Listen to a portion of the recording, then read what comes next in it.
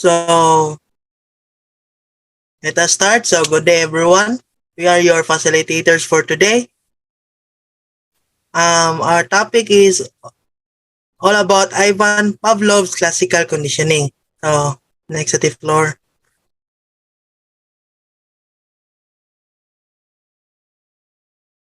Um, so Ivan Pavlov. So his full name is Ivan Petrovich Pavlov. So he was born in September 26, 1849 in Ryazan in Russia and died in February 27, 1936 in Leningrad, Russian. So he is a Russian psychologist known chiefly for his development of the concept of condition reflex. So he was a Soviet psychologist. Ivan Petrovich Pavlov was a Soviet and a psychologist known primarily for his classical conditioning. From his childhood, Pavlov demonstrated intellectual curiosity. Wait, sa di maklaro. Curiosity days, Pavlov demonstrate intellectual curiosity along with unusual energy, which he referred as instinct of research. So, Ivan Petrovich Pavlov was a Soviet and Russian psychologist who was best known for his work in classical conditioning. Pavlov displayed intellectual curiosity as a child, as well as unusual energy that he referred as the instinct for research. So, the father of Russian psychology were spreading. Pavlov abandoned his career, his religious career, and devoted his life to science. In 1970, he enrolled in physics and mathematics department at the University of St. Petersburg to study natural science. So, Pavlov was the father of Russian psychology, abandoned his religion career, and devoted his life to science. In 1970, he enrolled in the Department of Physics and Mathematics at the University of St. Petersburg to study natural science. Next, please.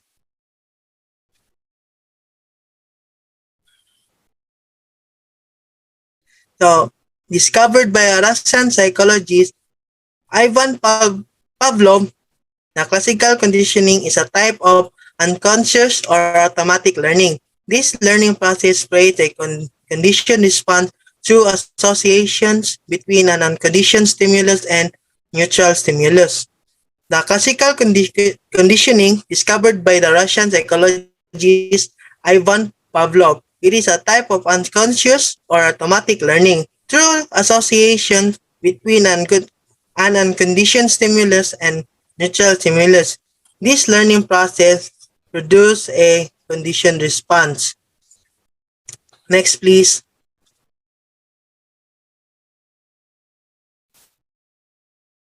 Next. So, classical conditioning involves placing a neutral stimulus before a naturally occurring reflex. In Pavlov's classic experiment with dogs, the neutral signal was sound of a tone, and a naturally occurring reflex was salivating in response to food.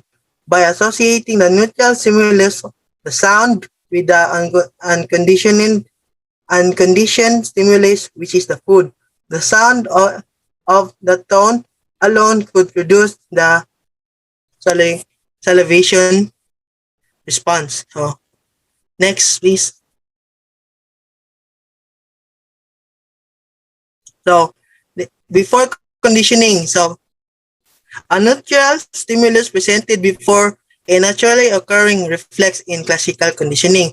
The neutral signal in Pavlov's classic experiment with dogs was the sound of the tone, and the naturally occurring reflex was salivating in response to food. The salivation response could be elicited by associating the neutral stimulus with the unconditioned stimulus. First, the dog were presented with the food. They salivated. The food was the unconditioned stimulus, and the salvation was the unconditioned response. Then Pavlov sounded the bell, so this is the neutral stimulus before giving the food. And after pairing the dogs salivated when they heard the bell, even with no food given. The bell become the conditioned stimulus, and the salivation become the conditioned response. The dog had learned to associate associate the bell with the food, and sound of the bell and salivation was triggered by the sound of the bell. So next, please.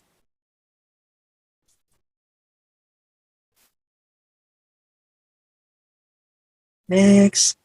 So classical conditioning definition. So the classical condition, also sometimes referred as Pavlovian conditioning, few different terms to help explain learning process. Knowing this basic will help you understand classical conditioning. Although classical conditioning was not discovered by a psychologist, it has had a tremendous influence over a school of thought in psychology known as behaviorism. So behaviorism assumes that all learning occurs through interaction with the environment, and that environment shapes behavior. So Af- Pavlov showed that classical conditioning leads to learning by association. Classical conditioning, also known the Pavlovian Pavlovian conditioning, employs a number of terms to describe the learning process. Understanding classical conditioning will be easier if you understand the fundamentals. So, despite the fact that classical conditioning was not discovered by a psychologist, it had a significant impact on the behaviorist school of psychology. So, according to behaviorism, all learning happens as a result of interaction with the environment, and an environment influence behavior. So the next reporter is Jake Mansing.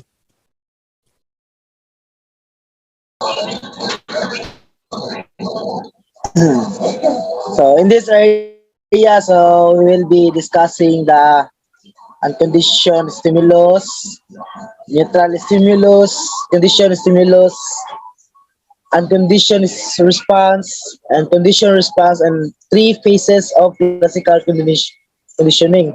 So first, we talk about unconditioned stimulus. So, unconditioned stimulus is a stimulus or trigger that leads to an automatic response. If a cold breeze makes you shiver, for instance, the cold breeze is an unconditioned stimulus. It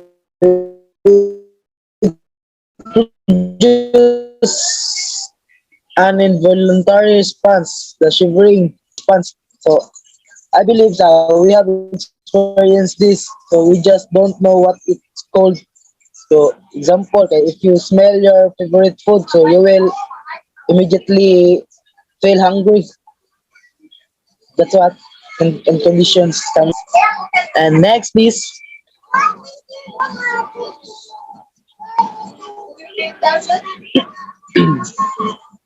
So neutral stimulus. A neutral stimulus is a stimulus that doesn't initially trigger a response on its own. If you hear the sound of a fan but don't feel the breeze, for example, it wouldn't necessarily trigger a response. That would make it a neutral stimulus.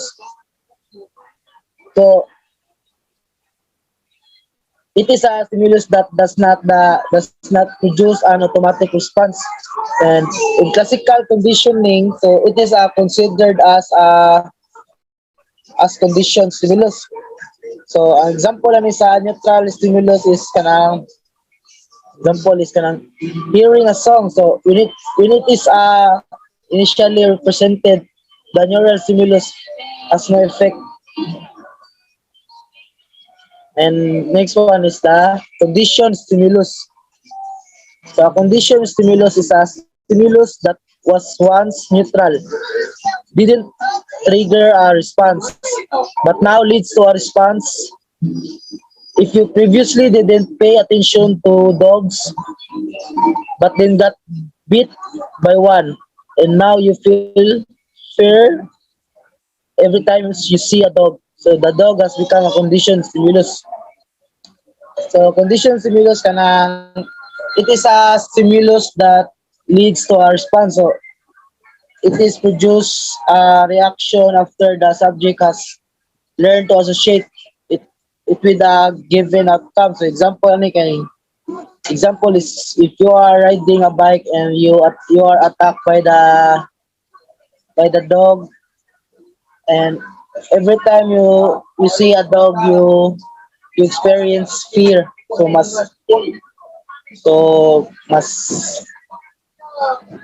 madlo ka sa dog.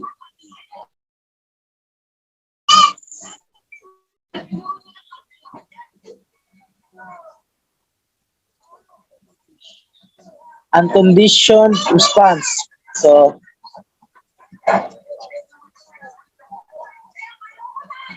unconditioned response is an automatic response or a response that occurs without thought when an unconditioned stimulus is present. If you smell your favorite food and your mouth starts watering, the watering is an unconditioned response. Uh, so it is an automatic response to stimulus. So example na niya kanay jerking your hand after touching a hot surface. And next one is conditioned response. A, con- a conditioned response is a learned response or a response that is created where no response existence before. So going back to the example of being bit by a dog, the fear you experience after the bite is a conditioned response. So a conditioned response must be learned. So next, please.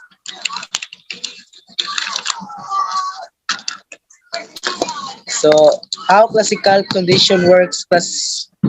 Classical condition involves forming an association between two stimuli resulting in a learned response. For there are I so before we tackle this one, so to sum up the katong akong gidiscuss ganina di kay so ang sum up di ato ganina kay so unconditioned stimulus or UCS always gives an unconditioned response or UCR. So when the conditioned stimulus or CS is paired over over and over again with an unconditioned stimulus or UCS. So it eventually give a response equivalent to an unconditioned response or UCR. So that is now a conditioned response. So so let's tackle this one. So how classical condition works? So classical condition involves forming an association between two stimuli resulting in a learned response. Or there are three basic phases of this process. So we will be discussing the process of classical conditioning, which consists of three phases. So next, so phase one, before conditioning. Before conditioning. So the first part of the classical conditioning process requires a naturally curing stimulus that will automatically elicit a response. Salivating in response to the smell of food is a good example of naturally curing stimulus. So it is the part of the classical conditioning process that requires a stimulus and obtain an automatic response. So during this phase of the process, so the unconditioned stimulus or UCS results in an unconditional response or UCR. So for presenting food, the UCS naturally and automatically triggers a salivation response, the UCR. So it is a natural response that wasn't thought. So the next reporter is Ani. Continue this one. Oh. So the next one, we have the two critical components of this phase of classical conditioning. So first, we have the unconditioned stimulus and the unconditioned response. So ang kanisyang unconditioned stimulus is one that unconditionally, naturally, and automatically triggers a response. So mo ni ang example ni Jake ganina. For example, when you smell one of their favorite food, you immediately feel hungry. So in this example, the smell of the food is muna siyang ginatawag og unconditioned. Unconditioned stimulus. So the next one, we have the unconditioned response. So it's the unlearned response that occurs naturally in response to the unconditioned stimulus. So for example, the feeling of hunger in response to smell of the food, muna siya ang ginatawag og unconditioned response. So palihog kog next by. So the next one, we have the phase 2. So during conditioning. So during the second phase of the classical conditioning, so the previously neutral stimulus is repeatedly paired with the unconditioned stimulus. So as a result of this pairing, an association between the previously neutral stimulus and the UCS is formed. So at this point, once neutral stimulus becomes known as the conditioned stimulus or CS, the subject has now been conditioned to respond at this stimulus. So the conditioned stimulus is a previously neutral stimulus that after becoming associated with unconditioned stimulus, so eventually comes to trigger a conditioned response. So for example, when you smell your favorite food, you also hear the sounds of whistle. So while the whistle is unrelated to the smell of the food, so if the sounds of the whistle was paired in a multiple times with a smell, the whistle sound will eventually trigger the conditioned response. So in this case, the sound of the whistle is conditioned stimulus. So the next one, we have a after conditioning.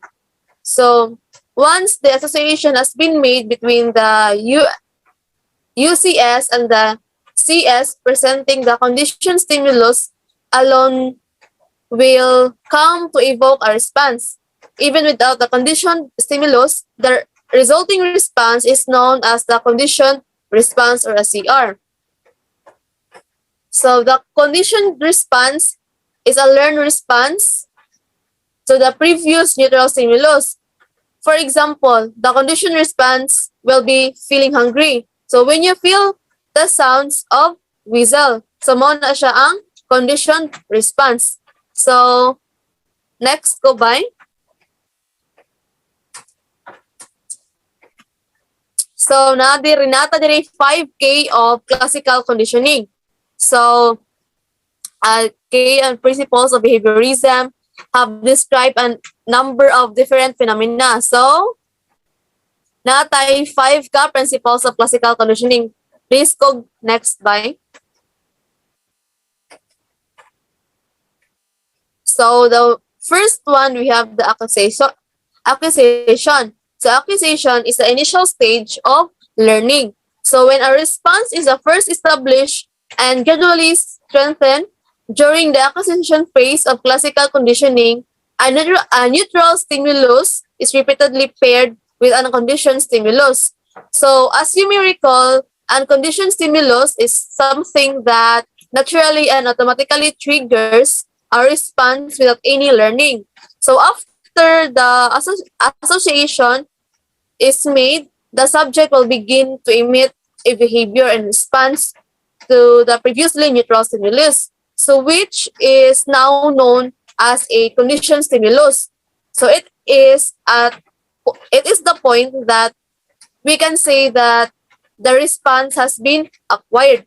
So once the response has been established, you can gradually reinforce the response to make sure the behavior is well learned. So the next one, we have the extinction. So extinction is when occurrences or a condition response decrease or disappear. In this classical conditioning, this happens when a conditioned stimulus is no longer paired with an unconditioned stimulus. So for example, if the smell of food mo na siya ang ginatawag og unconditioned stimulus. So has paired with the sounds of the whistle. So ang kanang sound of the whistle mo na siya itong ginatawag og conditioned stimulus. So the sound of the whistle will eventually come to evoke the conditioned response of hunger. So the next one, please put next by. We have the spontaneous recovery. So sometimes a learned response can suddenly emerge even after a period of extinction. This is called the spontaneous recovery. So for example, imagine that after training a dog to salivate the sounds of a bell, so you can you stop reinforcing the behavior and the response becoming extinct. So after the rest period during the conditioned stimulus is not presented during the bell, and the animal stimulously recovers the previously learned response. So if the conditioned stimulus and unconditioned stimulus are no longer associated, the extension will return very rapidly after a spontaneous recovery. So the next one, we have the generalization. So generalization is the tendency or conditioned stimulus to evoke similar response after the response has been conditioned. So for example, if a dog has been conditioned to salivate the sound of the bell, so the animal may also exhibit the same response to a sound to the similar to the bell. So then the next one, we have the discrimination. So discrimination is the ability to differentiate between a conditioned stimulus and other stimuli that have not been paired with unconditioned stimulus. So for example, if a bell tone were the conditioned stimulus, so discrimination would involve being able to tell the difference between the bell tone and the other similar sounds, because the subject is able to distinguish between the stimuli. They will only respond when the conditioned stimulus is presented. So the next go by. We have a classical conditioning example. So it can be helpful to look at a few examples of the classical conditioning process operates with both experimental and real world settings. First, we have the few response and then taste versions, and the a world from very well. So few response.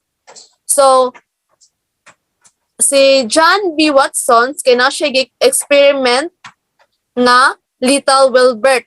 So ang iyang example of a kanang fear response, the child initially showed no fear of a white rat. But after the rat was feared, rapidly the loud scary sounds, and the child began to cry when the rat was present. So prior to the conditioning, the white rat was a neutral stimulus. So the unconditioned stimulus was the loud. So clanging the sounds, and the conditioned response was the fear response created by the noise. So the next one, we have the taste aversions. So another example ani niya nga classical conditioning kay kanang kuan. Kanang kanang